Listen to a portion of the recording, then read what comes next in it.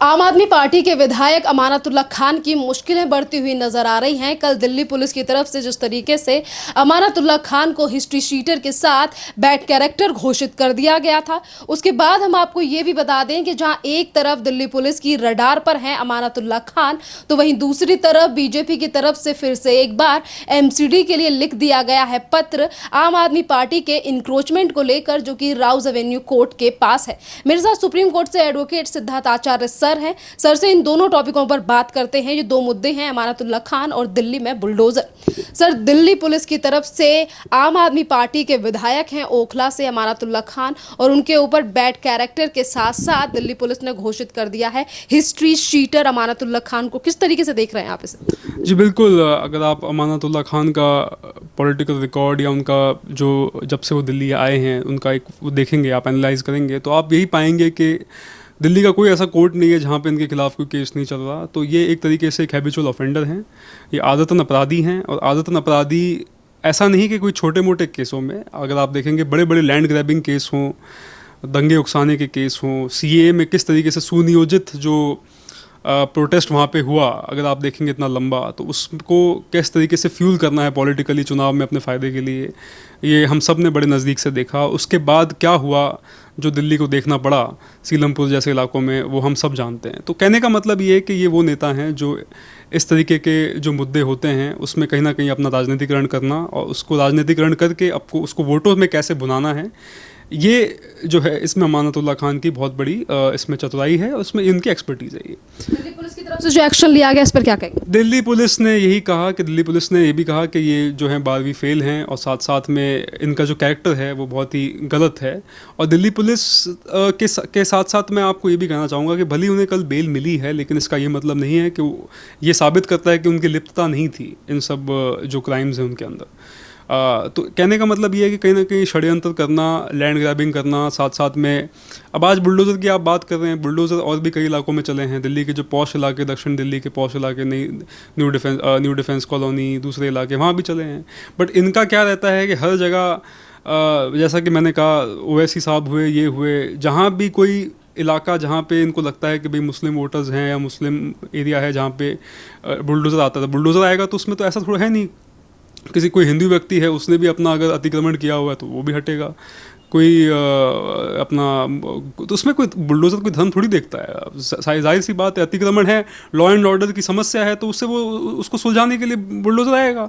अब उसमें आपको अपनी राजनीति करनी है, चाहे वृंदा करात हुई, चाहे आपके अमानतुल्लाह खान हुए, हर व्यक्ति मतलब जो अपोजिशन में है आज के समय में भारत में, वो बुलडोज़र के उसको रोकने के लिए दौड़ पड़ रहा है। कोर्ट में आप देखते हैं कपिल सिब्बल बहस कर रहे हैं, अरे इतने इतने सारे आज देश में मुद्दे चल रहे हैं, आपको क्या ये बुलडोज़र ही मुद्दा मिला? आप प्राइम टाइम में देख रहे हैं बुलडोज़र के आगे लोग आगे लेट गए और रोने लग गए। तो ये अपनी राजनीति सेकने का, राजनीति चमकाने का मौका है इनके लिए, और कुछ नहीं। सर, यहाँ पर अरविंद केजरीवाल जो बार बार पर बीजेपी को लेकर तमाम सवाल उठाते हैं, और कभी कभार आम आदमी पार्टी हमेशा कहती है कि बीजेपी जो है वो गुंडे लफंगों की पार्टी है। आज आम आदमी पार्टी के विधायक को ही दिल्ली पुलिस की तरफ से बैड कैरेक्टर घोषित कर दिया गया है, तो क्या आम आदमी पार्टी अमानतुल्लाह खान को अपनी पार्टी से निकालेगी? नहीं, ये नहीं निकालेंगे। इनको इस तरीके के नेता बहुत पसंद हैं। इनको असल में जो अच्छे नेता थे इनके, वो उनको तो पार्टी से निकाल चुके हैं। इनको असल में नेता ही ऐसे पसंद हैं जो दंगे उकसाएं, दंगे भड़काएं, साथ साथ में लैंड ग्रैबिंग करें, क्योंकि वो पार्टी में फ़ंड लेके आते होंगे। तो कहने का मतलब ये, जब आपने देखा जो पार्टी इतनी बात करती थी, हम बहुत अहिंसक पार्टी हैं, हम जो हैं गांधीवादी हैं, हम जो है वो अन्ना के विचारों पे चलने वाले लोग हैं, गांधी जी के विचारों पे चलने वाले लोग हैं, जैसी सत्ता इनके हाथ में आई, तेजेंद्र पाल सिंह बग्गा इनके साथ उन्होंने क्या किया आपने देखा। तो ये इस तरीके की जो पॉलिटिक्स है इसमें बिलीव करते हैं, रिटेलिएटरी पॉलिटिक्स में बिलीव करते हैं, और साथ साथ में ये कहीं ना कहीं जो है इस चीज़ से बहुत ज़्यादा, मैं कहूँगा कि इस चीज़ को मानते हैं कि आप जहाँ भी मौका मिलता है, ये इनको आता है कि भाई लॉ एंड ऑर्डर सिचुएशन में भी किस तरीके से राजनीतिकरण करके उसको अपने वोटों के उसमें किस तरीके से उसको भुनाया जाए, इस चीज़ में ये लोग जो है एक्सपर्टीज़ हैं इनकी। और रही बात, तो मैं जितना केजरीवाल जी की पॉलिटिक्स को फॉलो करता आ रहा हूँ पिछले 10 सालों में, अमानतुल्लाह खान जैसे नेता या जो ताहिर हुसैन जैसे नेता हैं, ये इनके एकदम जो कहते हैं ये इनके ब्रेड एंड बटर हैं इनकी पॉलिटिक्स के, तो ये इनको कभी भी क्या है कि ये छोड़ेंगे नहीं। छोड़ेंगे नहीं। सर, यहाँ पर ये भी बात निकलकर सामने आ रही है कि जहाँ आम आदमी पार्टी बीजेपी को लेकर लगातार निशाना साधती है कि दिल्ली के प्रदेश अध्यक्ष आदेश गुप्ता के घर के सामने इंक्रोचमेंट है। बीजेपी का कहना है कि अगर इंक्रोचमेंट दिखाई दे रही है आम आदमी पार्टी को तो वो सीधा कोर्ट चले जाए या उपराज्यपाल से बात करें, पर उसके बावजूद भी सिर्फ ट्विटर और प्रेस कॉन्फ्रेंस से जिस तरीके से बार बार पर इल्जाम लगाए जा रहे हैं, आरोप लगाए जा रहे हैं, क्या इससे कुछ फायदा होगा आम आदमी पार्टी के लिए जिस तरीके से राजनीति की जा रही है बुलडोजर को लेकर? जी बिल्कुल। जो जिस तरीके की राजनीति हो रही है बुलडोज़र को लेके, तो अभी तो चुनावों में तो समय है, तो राजनीतिक फ़ायदा इस वक्त तो उसका आंकलन हम नहीं कर सकते, विश्लेषण नहीं कर सकते।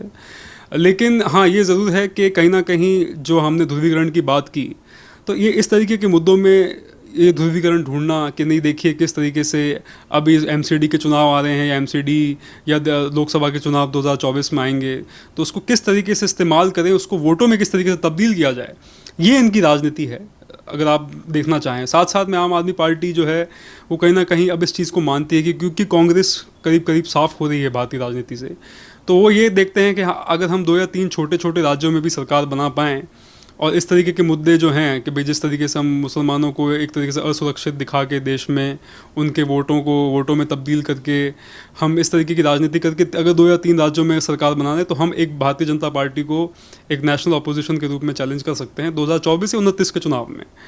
तो वो उस वैक्यूम को फिल करने के लिए इस तरीके की राजनीति कर रहे हैं। अब ये राजनीति सही है या गलत है, ये तो जिस मैं तो इसको गलत राजनीति मानता हूँ, लेकिन कहीं ना कहीं अभी उस तरफ ये मामला जा रहा है। और अब जो है वो होड़ मच रही है कि मुस्लिम वोटों को लेके, तो यहाँ कम्युनिस्ट भी कूद रहे हैं, यहाँ पे आपके आम आदमी पार्टी भी कूद रही है, कांग्रेस तो नज़र ही नहीं आ रही, कहीं पे नेपाल में है या कहीं घूम रही है वो। तो उसके अलावा और भी दूसरी पॉलिटिकल पार्टीज़ हैं, वो लोग अपना एक दूसरे के साथ में लगे हुए हैं कि किस तरीके से जो बीजेपी के अगेंस्ट जो अपोजिशन है उसको भुनाया जाए। बट कहीं ना कहीं इसका राजनीतिक फ़ायदा इनको मिलेगा या नहीं मिलेगा, ये थोड़ा कहना अभी जल्दी होगा। आम आदमी पार्टी के विधायकों के ऊपर दिल्ली पुलिस इस तरीके से जो बैड कैरेक्टर है वो घोषित कर रही है, वहीं दूसरी तरफ बीजेपी की तरफ से जिस तरीके से एमसीडी को पत्र लिख दिया गया है कि राउज एवेन्यू में जो आम आदमी पार्टी का दफ्तर है वहाँ जो 2 कमरे इलीगल बने हुए हैं उनके ऊपर कार्रवाई करे एमसीडी, इस पर क्या कहेंगे? हाँ बिल्कुल करनी चाहिए, इसमें क्या गलत है। अब आप सीधी सी बात है, अगर अनऑथोराइज कंस्ट्रक्शन है इनका वहाँ पे, तो इसको आपको तोड़ना ही चाहिए, इसमें कोई दो राय नहीं है। अब कहने का मतलब ये, अब इसका तो कोई अंत नहीं है। अब कोई इलीगल चीज़ है जिसको कंस्ट्रक्शन किया हुआ है, आपको नोटिस दिया गया, ऐसा तो है नहीं कि आपको सीधा आपको बुलडोज़र लेके कोई खड़ा हो जाता है। यहाँ पे पूरा कानूनी प्रक्रिया है ना इसके अंदर भी। ऐसा तो है नहीं कि भाई आप बुलडोज़र आपने फ़ोन किया कि भाई ये यहाँ पे अवैध निर्माण हुआ है, इसको आपको हटाना, ऐसा तो है नहीं। आपको बाकायदा नोटिस दिया जाता है जगह खाली करने के लिए। दिक्कत कहाँ आती है, बुलडोज़र कहाँ आता है, जब आप उस चीज़ का जो है आप अवेलना करते हो उस ऑर्डर की, आप उसके शोकॉज की अवेलना करते हो आप। तो ये सब चीज़ें भाई यही तो है। आप देखेंगे आज उत्तर प्रदेश में योगी आदित्यनाथ वापस क्यों आए, क्योंकि वो लॉ एंड ऑर्डर पे कॉम्प्रोमाइज़ ही नहीं करते। वो नहीं देखते। आज उन्होंने जो है स्पीकर हटाए हैं, कोई भी जो जगह हो, हाँ, उससे उन्हें कोई फ़र्क नहीं पड़ता। अल्टीमेटली क्या है कि भाई आपको लॉ एंड ऑर्डर स्मूथ चाहिए, और ये अल्टीमेटली लोगों की भलाई के लिए ना। ऐसा तो है नहीं कि वो कोई आप उसमें क्या राजनीति करते हो, आप उसमें देखते हो कि भाई हम किस तरीके से वोट लें, कैसे एक धर्म विशेष को हम दिखाएं कि आप बहुत ही असुरक्षित हैं इस देश के अंदर, अब आपके हमारे अलावा कोई हिमाकत इस देश में कर नहीं सकता, हम ही आपके मसीहा हैं। तो मसीहा बनने की होड़ चल रही है यहाँ पे, और कुछ नहीं। दिल्ली में इंक्रोचमेंट हटाने के लिए जब भी बुलडोजर किसी भी एरिया में पहुंचता है, आम आदमी पार्टी के कार्यकर्ता और विधायक वहां पर नजर आते हैं। जिन चीज़ों का जिक्र आपने कुछ देर पहले किया कि हमने भी देखा कि किस तरीके से जो कार्यकर्ता हैं वो बुलडोजर के सामने लेट जाते हैं, कहते हैं कि इंक्रोचमेंट यहाँ पर नहीं है। तो क्या आम आदमी पार्टी दिल्ली में इंक्रोचमेंट को बचाने का प्रयास कर रही है?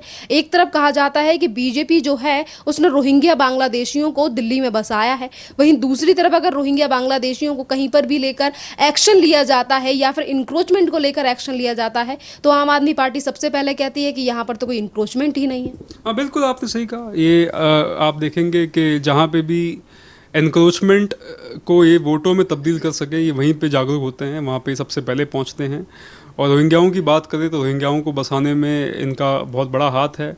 और ऐसा नहीं है कि अगर आप देखेंगे बहुत ही सुचारू तरीके से और बहुत ही वेल मैनेज तरीके से ये लोग जो है इनको बसाने में लगे हुए हैं। जो डेमोग्राफिक ट्रांजिशन आप देखेंगे दिल्ली का या और भी दूसरे राज्यों का जहाँ पे बांग्लादेशी या रोहिंग्या आ गए हैं, बहुत ही तरीके से इनकी फ्रंट एक लाइन होती है। इनके वकील हैं सुप्रीम कोर्ट में, जो इस तरीके की याचिकाएं डालते हैं, अब आप देखेंगे तो कहने का मतलब पूरा एक मैकेनिज्म है। और यही वो लोग हैं जो आप देखेंगे सीए हुआ, एनआरसी हुआ, इन सब चीज़ों की भी मुखालफत करते हैं, उन चीज़ों को अगेंस्ट बात करते हैं कि भाई ये चीज़ें नहीं होनी चाहिए, ये कानून जो हैं ये दो धर्मों में दरार डाल देगा। तो कहने का मतलब ये है कि जहाँ डेमोग्राफी एक इशू है, वहाँ को किस तरीके से डेमोग्राफी हुई या जहाँ अवैध निर्माण हुआ, अवैध कंस्ट्रक्शन हुआ, वहाँ पे किस तरीके से उसको एक हिंदू मुस्लिम रंग दे के किस तरीके से ध्रुवीकरण करना है, इस चीज़ में जो है आम आदमी पार्टी बहुत माहिर हो चुकी है। बुलडोजर सिर्फ इंक्रोचमेंट को हटाने का काम कर रहा है। आम आदमी बार बार पे कहती है कि हिंदू मुसलमान करना चाहती है बीजेपी। क्या आप सिर्फ एक ही विशेष समुदाय के घरों को तोड़ा गया है? क्या इंक्रोचमेंट बार बार पर एमसीडी कह रही है कि हम दिल्ली को साफ करने का काम कर रहे हैं, उसके बावजूद भी सिर्फ राजनीति के चलते विशेष समुदाय को ही विक्टिम बताया जा रहा है विपक्षियों की तरफ? हाँ, यही तो है, यही तो गलत है, यही तो गलत होता आ रहा है इतने समय से कि भाई जो धर्म विशेष है वो असुरक्षित महसूस कर रहा है इस देश में और इस्लाम खतरे में है। ये सबसे बड़ा नारा है। मुस्लिम लोगों को, विपक्ष के लोगों को एक तरीके से जो है ये बताना कि भाई आप बहुत ही असुरक्षित हैं और हम आपके हिमायती हैं, हम ही को आप क्या है कि वोट दीजिए। तो ये ऐसा नहीं है, कोई नई राजनीति नहीं है इस देश में, ये चलता आ रहा है। जो राजनीति जो क्षेत्रीय दल समाजवादी पार्टी, बहुजन समाजवादी पार्टी या अगर आप देखेंगे एनसीपी जो अपने अपने राज्यों में करती थी, आम आदमी पार्टी उसी को एक नए पैकेज में क्या है कि ला के उसमें अपना स्कूल हॉस्पिटल ऐड करके ये राजनीति कर रही है पीछे से। तो यही फ़र्क है और ये राजनीति लंबे समय और इसी राजनीति का नतीजा है जो हमारे देश की इतनी ख़राब हालत हुई आज़ादी के 70 साल बाद, क्योंकि कांग्रेस वो पार्टी थी जो इस राजनीति को जिसने सबसे ज़्यादा बढ़ावा दिया। और आज क्योंकि आपने उस स्तर पे आप उस चीज़ को लेके आ चुके हैं जहाँ पे इस तरीके के क्षेत्रीय दल आपके खुद के वोट बैंक में भी घुस रहे हैं, आपके जो एक आपने जो स्टैंडर्ड पॉलिटिक्स आपने बनाई है उसको वो कैप्चर कर रहे हैं। तो उससे कहीं ना कहीं आज कांग्रेस तो साफ़ हो गई। साथ साथ में अगर आप देखेंगे जो आम आदमी पार्टी का भी जो वोट है वो बड़ा है। अब दिल्ली में भी अगर आप देखेंगे तो दिल्ली में ठीक है, उन्हें काफ़ी उनकी सीटें 62 सीटें आई है, बट समय के अनुसार अगर आप देखेंगे तो इसमें भी परिवर्तन आने वाला है। अभी जो 2 चुनावों में आप ठीक है उसको कहीं ना कहीं आप बिजली, स्कूल, इनके बदले आप जो है लोगों को आप बनाने में सफल हो गए, कामयाब हो गए, पर ये राजनीति लंबे समय तक ये जो है नहीं चल सकती।